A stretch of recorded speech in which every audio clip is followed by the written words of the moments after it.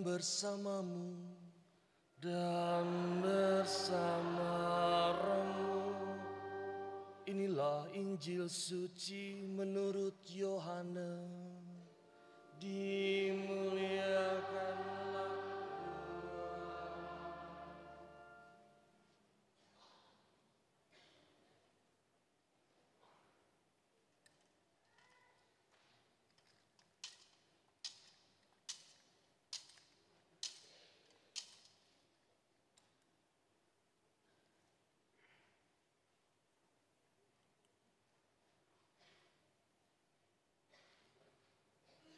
Dalam amanat perpisahannya, Yesus berkata kepada murid-muridnya, "Jika seseorang mengasihi aku, ia akan menuruti firman-Ku. Bapa-Ku akan mengasihi dia.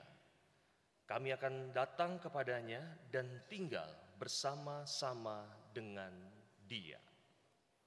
Siapa saja yang tidak mengasihi aku, ia tidak menuruti firman-Ku. Firman yang kamu dengar itu bukanlah dari aku, melainkan dari Bapa yang mengutus aku. Semuanya itu aku katakan kepadamu selagi aku berada bersama-sama dengan kamu. Tetapi penolong, yaitu Roh Kudus, yang akan diutus oleh Bapa dalam namaku, dialah yang akan mengajarkan segala sesuatu kepadamu dan akan mengingatkan kamu tentang semua yang telah aku katakan kepadamu. Damai aku tinggalkan bagimu, damaiku aku berikan kepadamu, dan apa yang aku berikan tidak seperti yang diberikan oleh dunia kepadamu. Janganlah gelisah dan gentar hatimu. Kamu telah mendengar bahwa aku telah berkata kepadamu, aku pergi, tetapi aku datang kembali kepadamu. Sekiranya kamu mengasihi aku, kamu tentu akan bersukacita karena aku pergi kepada Bapa-Ku, sebab Bapa lebih besar daripada aku. Sekarang juga aku mengatakan kepadamu sebelum hal itu terjadi, supaya apabila hal itu terjadi, kamu percaya." Demikianlah sabda Tuhan. Terpujilah Kristus.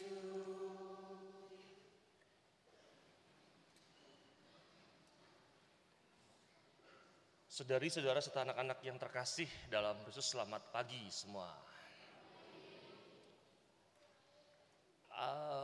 Cara berpikirnya khotbah saya itu sederhananya begini. Kalau orang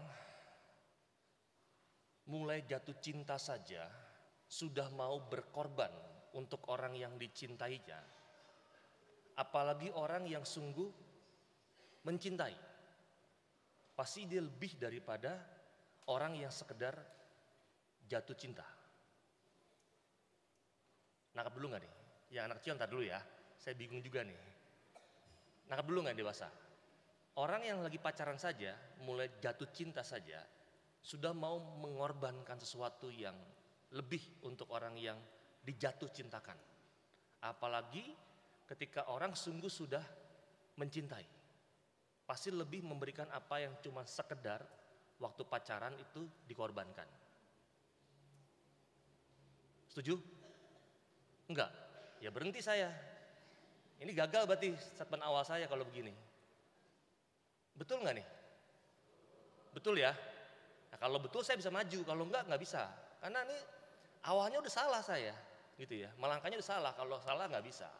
Nah, lalu saya membuat analogi begini. Saya baca dalam sebuah biografi cerita orang kudus yang hari ini mau melukiskan hal yang begitu indah tentang pengalaman Santo Fransiskus dari Assisi. Dalam cerita tersebut dilukiskan bahwa Santo Fransiskus Assisi itu memiliki rasa cinta yang mendalam terhadap Tuhan dan sesama. Suatu hari dia itu bertemu dengan seseorang yang mengaku tidak mencintai Allah. Dia bertemu. Lalu mereka berjalan berdua dan keduanya itu bertemu dengan seorang pengemis buta dan lumpuh. Santo Fransiskus itu berkata kepada orang buta ini dan lumpuh itu, katakanlah, seandainya saya menyembuhkan engkau dari kebutaan dan kelumpuhan, apakah engkau akan mencintai aku? Itu pertanyaannya. Kalau saya dapat menyembuhkan kamu dari kebutaan dan kelumpuhan, apakah engkau mau mencintai aku? Dan pengemis buta dan lumpuh itu mengatakan, seandainya engkau menyembuhkan aku bukan hanya saja mencintaimu, tapi aku juga akan menjadi hambamu selama hidupku. Lalu Santo Fransiskus Assisi menoleh kepada teman seperjalanannya yang tidak bisa mencintai Allah dan berkata, lihat, orang ini saja akan mencintaiku, bahkan menjadi hambaku kalau aku memulihkan penglihatannya dan menyembuhkan dari kelumpuhannya. Mengapa engkau tidak mencintai Allah yang menciptakan engkau dengan mata yang melek dan kaki yang kuat? Nangkep? Ya bawa pulang lah. Udah nangkep ya? Itu statementnya. Dan bagi saya sebetulnya analogi ini pengalaman yang menjawab kebutuhan hari ini. Pertanyaan Santo Fransiskus kepada temannya sangat cocok untuk ditanyakan sebetulnya kepada diri kita masing-masing. Kalau orang buta saja menjanjikan dan akan mencintai dan menjadi hamba Fransiskus kalau ia disembuhkan, mengapa kita tidak bisa mencintai Allah yang memberikan kita kesehatan, memberikan kita keberhasilan dalam kerja maupun juga usaha, orang tua dan anak-anak yang sehat, punya teman-teman dan sahabat yang baik, dan juga bahkan berbagi rahmat lainnya. Dan kita mesti menjawab dan bisa menjawab kepada Tuhan seperti jawaban pengemis tadi harusnya. Aku bukan hanya akan mencintai engkau Tuhan, tetapi aku ingin menjadi hamba seumur hidupku. Walaupun pada akhirnya dalam statement Injil, Yesus mengatakan engkau bukan lagi hamba, tapi engkau adalah sahabatku. Wah, ini awal analoginya. Lalu bagaimana cara memprosesnya? Bapak Ibu, teman-teman, adik-adik, kalau yang rajin baca kalender liturgi Injilnya, bahkan mengikuti perayaan Ekaristi mingguan dari minggu ketiga sampai hari ini, kita akan mendengar bacaan Injil diambil dari Injil Yohanes. Bahkan dikatakan tidak ada Injil yang merefleksikan tentang cinta secara mendalam selain Injil Yohanes. Bahkan seturut cerita, ketika Yohanes tidak lagi mampu memberikan khotbah yang panjang-panjang, ia cuma mengatakan, anak-anakku, hendaklah kamu saling mengasihi. Sangat simpel. Anak-anakku, hendaklah kamu saling mengasihi. Oleh karena khotbahnya mengulang-ulang yang sama, orang mulai bosan. Kalau kami para imam, minimal saya ya, enggak imam yang lain ya.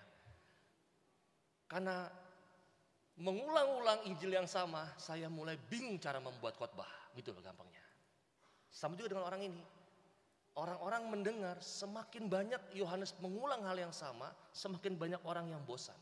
Lalu orang bertanya kepadanya, mengapa dia menyampaikan hal yang sama terus-menerus?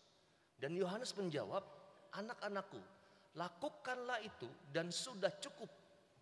Artinya bagi Yohanes, ajaran Yesus yang paling penting adalah cinta kasih dan tidak ada yang lebih penting dari hukum cinta kasih itu sendiri. Maka dalam Injil hari ini Yesus mengajarkan murid-muridnya untuk mencintai dia dengan mengikuti perintah-perintahnya. Jika seseorang mengasihi aku, dia akan menuruti firmanku, dan Bapakku akan mengasihi dia, dan kami akan datang kepadanya dan diam bersama-sama dengan dia. Mencintai Kristus berarti mengikuti apa yang diinginkan oleh Kristus. Apa yang diinginkan oleh Kristus dan Bapa? Keinginan Kristus dan Bapa itu sudah termuat dalam 10 perintah Allah. Dan keinginan Kristus dan Bapa itu sudah termuat dalam nilai-nilai yang ditawarkan oleh Injil seperti apa? Pengorbanan, kejujuran, mencintai satu sama lain, bertindak adil, menghormati hak-hak asasi manusia. Artinya mencintai Kristus berarti menghayati hal-hal tersebut. Makanya Bapak Ibu dan teman-teman serta adik-adik, cinta kepada Kristus mesti diwujudkan dalam mengikuti perintah-perintahnya. Dan seorang suami tidak mungkin mengatakan mencintai istrinya sementara pada waktu yang sama dia tidak melakukan apa yang dikehendaki oleh istrinya. Saya mengatakan ini dalam kategori keinginan yang baik ya. Artinya tidak melakukan apa yang dikehendaki oleh istrinya seperti tidak boleh mabok-mabokan, judi-judian, bahkan berlaku kasar terhadap istrinya.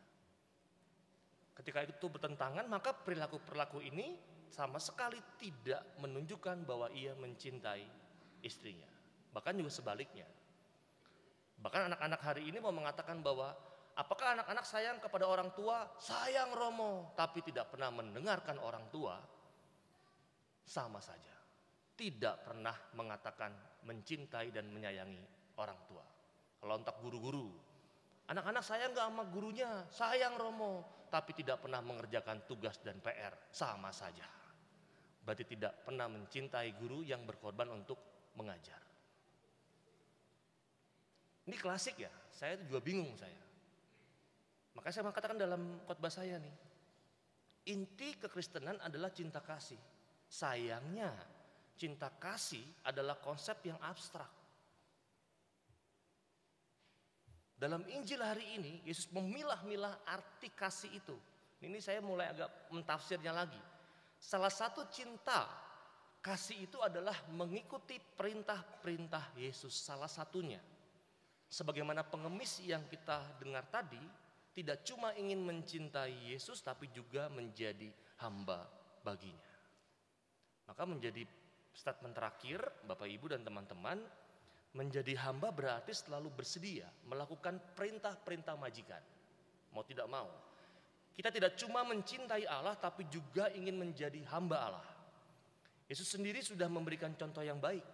Dia mencintai Bapaknya. Guna menunjukkan cintanya, itu ia melaksanakan kehendak Bapa. Dia bahkan harus mengorbankan hidupnya untuk melaksanakan kehendak Bapa itu. Dan kita bagaimana? Sudahkah kita menunjukkan cinta kepada Bapa dengan mengikuti perintah-perintahnya. Titik. Maka hari ini saya mau menawarkan hal sederhana saja deh. Cinta itu kan paling gampangnya dalam hidup harian kita dalam dunia ini tidak membenci orang. Tidak memaki-maki orang. Tidak membuat orang itu hancur, orang lain hancur. Tidak membuat orang lain karena sikap kita itu mengalami yang namanya bullying dan sebagainya. Kalau ini saja dikerjakan dalam hidup kita, amanlah. Tapi masalahnya Anda lebih mudah untuk membenci dibandingkan mencintai. Bahkan kalau mau ditarik lebih jauh lagi, tidak suka dan tidak membenci orang lain bukan karena data dan fakta, tapi karena rasa. Ini problem lagi nih. Rasa dipakai untuk menilai orang lain. Pertanyaannya, rasa itu tidak bisa punya kategori yang jelas. Yang bisa punya kategori yang jelas adalah fakta dan rasio. Dan seluruh kehidupan kita membenci, bahkan melukai orang lain karena rasa. Rasa apa? Rasa tidak suka. Nah, kalau hal ini terjadi saja, maka perintah Tuhan hari ini untuk saling mencintai ya gagal ya. Bahkan banyak dalam komunitas kami, para imam, bisakah saling melukai? Bisa. Komunitas pastoran, bisa. Hidup berkeluarga, bisa. Dalam hidup pekerjaan di sekolah, antar guru saling senggol menyenggol dan tidak suka, sangat bisa. Antar dosen, sangat bisa. Antar aim, sangat bisa. Antar lektor pemazmur, apalagi sangat bisa. Kalau ini saja saya mengatakan bahwa nggak usah berat-berat deh. Nggak usah membenci dan melukai orang lain saja. Kayaknya untuk zaman sekarang sudah sangat lebih cukup dan mesti berjuang besar deh. Maka dalam Injil dikatakan tenang aja. Kalau kamu terus-menerus mau berjuang untuk mencintai, maka ada roh yang akan selalu saya kirim untuk menaungi kamu. Nah problemnya kita nggak berjuang. Problemnya kita nggak memohon itu. Problemnya kita membiarkan setan untuk masuk kita melukai dan hantam orang lain. Lalu Tuhan bagaimana ngomongnya? Begitu hari ini. Maka PR-nya hari ini semua, yuk. Kalau masih benci melukai orang lain, tobatlah. Dia. Kalau masih ikut-ikutan di kantor guru, tobatlah. Gitu ya. Kalau masih ikut-ikutan antar para imam, tobatlah kami para imam. Sesimpel itu. Kalau Anda masih membenci para imam, tobatlah, gitu ya. Ya kalau Anda mau membenci imam nggak apa-apa, tapi anak jadi imam. Ntar saya benci sekebalik gitu ya, gampangnya gitu kan. Sama lah. Apakah kami juga diajarkan untuk membenci umat? Enggak juga. Umat tuh domba-dombanya tuh bingung saya materinya tuh. Gini, ada yang gini, ada yang begini. Kalau saya pakai rasa, seperti domba memakai rasa, hancurlah kita imam. Betul nggak? Betul enggak? Ya udah. Kalau betul dan tahu laksanakanlah. Gampangnya gitulah. Mulai hari ini Anda yang masih mukanya merengut, membenci, ya berubahlah mau nama Tuhan supaya mukanya enggak lagi membenci tapi juga mencintai. Energinya boleh sama. Saya bilang. Paulus nih ya. Santo Paulus tuh energinya sama loh. Sebelum bertobat dan sudah bertobat sama. Pinternya, kerennya, gagahnya, beraninya. Tapi dulu sebelum dia bertobat dia membantai murid Kristus. Sudah dia mengalami kebutaan dan bertobat, apakah dia berubah? Tidak berubah. Yang berubah adalah cara pandangnya. Cara melihatnya. Tapi energinya, kehebatannya, keberaniannya, kepintarannya tetap sama. Tapi yang dulu untuk membantai murid Kristus sekarang dipakainya untuk mewartakan Kristus yang hadir dalam hidupnya. Nah maka kalau Anda punya energi kebencian yang besar, nggak usah dihilangi. Tetaplah membenci, tapi memohon supaya kebencian merubah menjadi cinta yang besar. Gampang nggak? Gampang kalau ngomong gitu ya. Begitu? Cukup? Nah kalau cukup, laksanakan. Kita mohon rahmat Allah hari ini supaya kita berjuang memohon Allah hadir dalam hidup kita dan kita saling membantu sama lain untuk mengingatkan kalau ada orang yang sharing, yang hoax, saya benci sama orang itu. Sadarlah gitu ya. Cintailah, jangan membenci. Itu lebih gampang, jangan iya itu jeng, memang begitu orangnya, jangan tambah-tambahin. Sadarlah, cintailah, jangan membenci. Gampang gak? Mari kita mohon rahmat Tuhan supaya hari ini dalam seluruh proses hidup kita memohon rahmat untuk dapat saling mencintai. Bukan hanya sekedar memakai rasa kita untuk tidak suka kepada orang, dan rasa itu pula yang pada kita pakai untuk membantai orang, menghina orang, mengata-ngatai orang lain, dan pada akhirnya tanpa sadar kita juga merusak kepribadian orang tersebut dengan rasa tidak suka. Dan kita mohon supaya perintah Allah dalam hidup kita untuk saling mencintai menjadi perintah, bukan lagi cuma himbauan, tetapi sesuatu kewajiban yang mutlak untuk dapat kita lakukan. Dan kita mohon rahmat dari Allah untuk semua perjuangan itu.